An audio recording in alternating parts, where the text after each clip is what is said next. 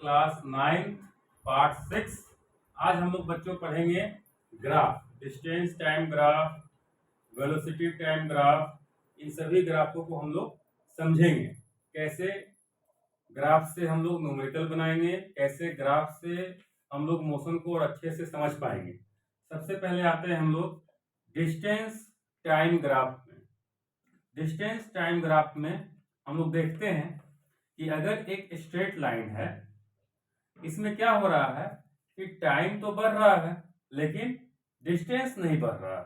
यहां ध्यान से देखो कि अगर यहां पर लेते हैं 2 सेकेंड, 4 सेकेंड, 6 सेकेंड, देख रहे हैं कि पोजीशन जो अगर 20 मीटर है तो ये 20 मीटर ही मेंटेन किए हुए, टाइम भले ही यहाँ बढ़ रहा हो, टाइम बढ़ते जा रहा है लेकिन डिस्टेंस क्या है, 20 मीटर है। ये वाला जो लाइन है वाई एक्सिस, ये डिस्टेंस को बताता है, और एक्स एक्सिस हमेशा इंडिपेंडेंट पोजीशन को बताता है, इंडिपेंडेंट क्वांटिटी को बताता है, इसलिए हम लोग समय को रखते हैं एक्स एक्सिस पे। यानी इस ग्राफ से, डिस्टेंस टाइम ग्राफ में, अगर कोई line parallel to the time रहे, parallel to the axis which represent time, तो इस तरह के ग्राफ को हम लोग क्या बोलेंगे कि object is in position of a rest. ये रेस्ट पोजीशन का ग्राफ हुआ। किसका हुआ? रेस्ट पोजीशन का ग्राफ हुआ।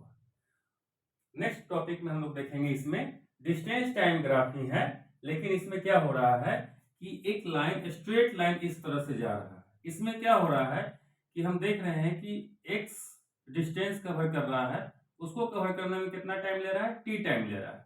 नेक्स्ट एक्स डिस्टेंस कवर करने में फिर कितना टाइम ले रहा है, यहां से यहां तक, फिर टी टाइम ले रहा है।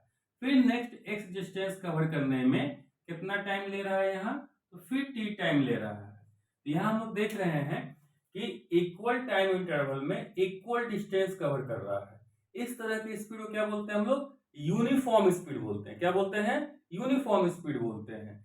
यानी डिस्टेंस टाइम ग्राफ में अगर कोई लाइन इस तरह से रिप्रेजेंट करे, एंगल बनाता हुआ जाए, उस केस में हम लोगों को क्या बताएगा? वो यूनिफॉर्म स्पीड के बारे में बताएगा। नेक्स्ट ग्राफ को देखते हैं। यहां पर ये कर्व दिखा रहा है जिसमें क्या है कि x डिस्टेंस कवर करने में भले ही टाइम t ले रहा है लेकिन नेक्स्ट 2x डिस्टेंस कवर करने में, x डिस्टेंस कवर करने में ये कितना टाइम ले रहा है?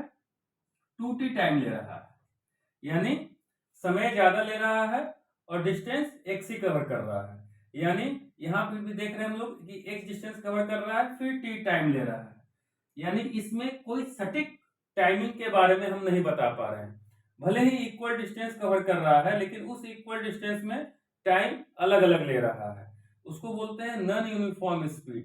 अगर सेम टाइम इंटरवल में अनइक्वल डिस्टेंस कवर करे या इक्वल डिस्टेंस में अनइक्वल टाइम टेकन हो, इन दोनों केस में हम लोग इसको बोलते हैं नॉन यूनिफॉर्म स्पीड। ठीक है बच्चों। नाउ अब देखते हैं हम लोग वेलोसिटी टाइम ग्राफ। इसमें क्या है कि फिर से वही बात कि इंडिपेंडेंट एक्सिस पर टाइम को रखते हैं और डिपेंडेंट एक्सिस वाई एक्सिस पर हम लोग वेलोसिटी को रख रहे हैं। एक ये ग्राफ है जो कि स्ट्रेट लाइन है, यहां देख रहे हो बच्चों, ये क्या है? एक स्ट्रेट लाइन है। इसका मतलब है कि टाइम यहां पर जितना भी चेंज हो जाए, t हो जाए, 2t हो जाए, 3t हो जाए, 4t हो जाए, लेकिन यहाँ पर वेलोसिटी चेंज नहीं हो रहा है। ये एक लाइन को फॉलो कर रहा है, टाइम के हिसाब से ये आगे बढ़ रहा है, लेकिन इसमें मान लो कि अगर ये 20 मीटर पर सेकंड है तो ये 20 मीटर पर सेकंड पर ही बढ़ता हुआ जा रहा है। यानी ये यूनिफॉर्म वेलोसिटी है, वेलोसिटी चेंज नहीं हो रहा है। इसमें एक्सेलरेशन क्या हो जाएगा? एक्सेलरेशन क्या हो जाएगा इस केस में? 0 हो जाएगा। कैसे? एक्सेलरेशन इक्वल टू क्या होता है? Rate of change in velocity with respect to a time. यहां हम लोग देख रहे हैं जो u है वही v है, यानी v minus V by T cut गया, ये हो गया 0। v minus V 0, 0 by T is 0। यानी ये किसको रिप्रेजेंट कर रहा है? जीरो एक्सेलरेशन को रिप्रेजेंट कर रहा है, यूनिफॉर्म वेलोसिटी को रिप्रेजेंट कर रहा है। यहां हम लोग देखते हैं कि एक स्ट्रेट लाइन इस तरह से जा रहा है जिसमें क्या हो रहा है कि इक्वल चेंज इन वेलोसिटी हो रहा है इन इक्वल टाइम इंटरवल। यानी इस केस में अगर एक्सेलरेशन निकालते हैं, यहां से यहां तक के लिए बच्चों निकालते हैं, तो यहां से यहां तक चेंज इन वेलोसिटी कितना है? 2v माइनस v कितना हो गया? v हो गया। टाइम कितना है, यहाँ से यहाँ तक का टाइम टेकन t है, तो एक्सेलरेशन कितना हो जाएगा यहाँ पे v बाई टी।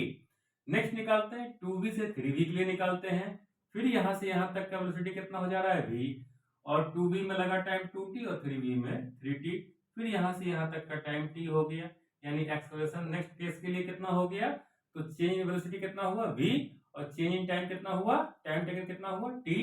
तो यहाँ भी हम लोग देख रहे हैं कि v बाई टी, यानी एक्सेलरेशन यहाँ के लिए भी सेम है, यहाँ के लिए भी सेम है, आगे के लिए भी सेम है। यानी इस तरह का वेलोसिटी टाइम ग्राफ जो कि एक स्ट्रेट लाइन है, इंक्लाइन लाइन है, उसमें क्या होता है, एक्सेलरेशन क्या होता है, कांस्टेंट होता है, लेकिन वेलोसिटी क्या हो रहा है, चेंज हो रहा है। वेलोसिटी क्या हो रहा है, चेंज हो रहा है बच्चों। यहाँ v से 2v और 2v से 3v जा रहा है, यानी ये नॉन यूनिफॉर्म वेलोसिटी हो गया है। यूनिफॉर्म वेलोसिटी यहाँ था क्योंकि चेंज नहीं हो रहा था, यहाँ चेंज हो रहा है, इसलिए नॉन यूनिफॉर्म वेलोसिटी हो गया। लेकिन इस केस में एक्सेलरेशन क्या है, कांस्टेंट है, non uniform velocity with constant acceleration. और आपको यहीं से न्यूमेरिकल बनाना है, 9th में यहीं से न्यूमेरिकल आएगा। जितना भी इक्वेशन हम लोग डिराइव करेंगे for constant acceleration, only for constant acceleration के लिए हम लोग को पढ़ना है। नेक्स्ट टॉपिक यहाँ पर देखते हैं हम लोग, जैसे कि यहाँ पर क्या देख रहे हैं कि ये एक कर्व लाइन है। कौन सा लाइन है, कर्व लाइन है। इसमें क्या है कि वेलोसिटी भी अनइक्वल से चेंज कर रहा है, यानी नॉन यूनिफॉर्म वेलोसिटी हो गया है। और हर एक केस के लिए जब एक्सेलरेशन निकालोगे, हर एक केस के लिए जब एक्सेलरेशन निकालोगे तो अलग अलग एक्सेलरेशन का मैग्नीट्यूड आएगा, यानी इस केस में एक्सेलरेशन भी कांस्टेंट नहीं है, वेरिएबल एक्सेलरेशन है। तो non uniform velocity with variable acceleration. बच्चों, आपको अगर वीडियो अच्छा लगा हो तो इसे लाइक करें, सब्सक्राइब करें और शेयर करें। नेक्स्ट क्लास में हम लोग बच्चों देखेंगे इन्हीं सब टॉपिक से न्यूमेरिकल कैसे सॉल्व किया जाता है।